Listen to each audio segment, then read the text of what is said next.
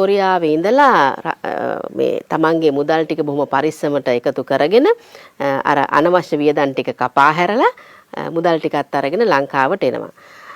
කොරියාවේ කෑම කිව්වහම ලංකාවේ ලොකු වෙළඳපොළක් තිබ්බේ නැහැ.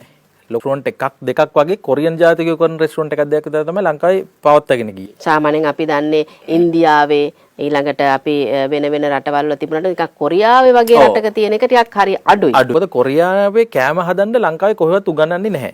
ඒ කියන්නේ කිසිම හොටෙල් ස්කූල් එකකවත් කොහෙවත් එහෙම කෝස් එකක්වත් නැහැ. කොරියන් කෑම හදනවා නම් කොරියාවේ ගිහිල්ලා ඉගෙන ගන්න ඕනේ. ඒ කෑම රස විඳලා කෑම හදන්නේ කොහොමද, කෑම වල ටේස්ට් එක කොහොමද, ඒ හැමදේම ඉගෙනගෙන තමයි රෙස්ටොරන්ට් එක පටන් ගන්න ඕනේ.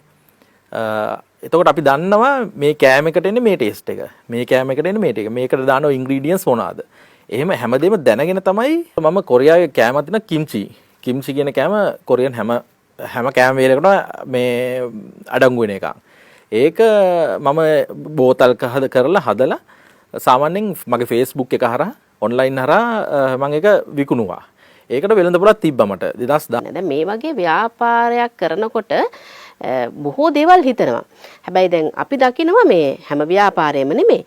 නමුත් ගුණාත්මක භාවය මත හරි එහෙම නැත්නම් යම් කිසි මේකේ වටිනාකමක් මත ඕනම තැනක ඕනම දෙයක් කරන්න පුළුවන් කියලා. දැන් ඒ ක්‍රමයේද ඔබ අනුගමනය කරන්නේ? ඔව්. මම ඉස්සෙල්ලාම ඊටාම පොඩියට සාමාන්‍ය කෙනෙක් ඒ වගේ මගේ පළවෙනි ව්‍යාපාරය බටලන්ද කැම්ප් එක පහු කරලා එනකොට අපේ නිවස ඉස්සරහා. එතන සාමාන්‍යයෙන් ඒ වගේ තැනක ව්‍යාපාරයක් ඇත්තටම පටන් ගන්න කාගේවත් මම නම් හිතන්නේ එහෙම පටන් ගන්නේ කියලා. මම මේ අභියෝගේ බාරගෙන ඒ අභියෝගේ මේට මම ඒකට මූණ දුන්නා. මං කල්පනා කරා නෑ මම මේක කරනවා කොහොම හරි. ඒ කියන්නේ මට මේකෙන් කොහොමද සක්සස් වෙන්න පුළුවන්. ගොඩ යන්න පුළුවන්. එතකොට මම එතන හදලා ඉවර වෙලා සමහර අය කිව්වා මෙතන ව්‍යාපාරෙ මෙහෙම හරියන්නේ නැහැ කියලා ගමේ අයම. එතකොට මම එතන ව්‍යාපාරේ නෑ මම පටන් ගන්නවා කියලා පටන් ගත්තා. මොකද මම දන්නා මේකට තියෙන වෙළඳ පොළ මම ඒ දවස්වල මේ ස්ටඩි කරලා තිබ්බේ. ඒ කියන්නේ කුරිය මාර්ගෙන් කරලා ගොඩක් කට්ටිය කමෙන්ට් කරනවා රෙස්ටොරන්ට් එකක් පටන් ගන්න ඔයා මේ හොඳයිනේ මෙහෙම. ඒ කියන්නේ ඔබ වැඩේ හරියට කරලා තියෙනවා. ඔව්. තන නෙමෙයි ප්‍රශ්නේ තියෙන්නේ. තන නෙමෙයි. මොකද ඊට පස්සේ මම රෙස්ටොරන්ට් එක කොරෝනා අවසානයේ 2021 වර්ෂයේ වෙනකොට මම ආරම්භ කරනවා 2021 ඔක්තෝබර් 26 වෙනකොට මම ආරම්භ කරනවා. එතකොට ලංකාවේ ලාංකිකයෙක් විදිහට පටන් ගත්තේ මම ඉස්සෙල්ලාම රෙස්ටොරන්ට් එක. කස්ටමර්ට හරියට කොරියන් ටේස්ට් එකට කොරියන් කෑම හදලා දුන්න නිසා තමයි අද වෙනතුරු මම මේ විදිහට දැන් අලුත් පටන් අරගෙන මේ තත්ත්වයේ ඉන්නේ.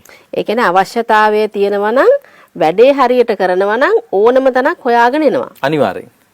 මේක තමයි අපිට දෙන්න තියෙන උපදෙස් නේද? විශේෂයෙන්ම දැන් මගේ අවන්හලට මං කලින් පළමු පටන් ගත්ත අවන්හලට සමහර අය එනවා බදුල්ල බණ්ඩාරවල ඉඳලා කෑමට වෙනවා. සමහර කට්ටිය තිස්සමහාරාමේ කුරුණෑගල සමහරට මේ බලන් ඉන්න කට්ටියක් දන්න වෙදී ආපු අයත් බලන වෙදී මේ ඒ ආපු කට්ටියත් ඉන්නවා.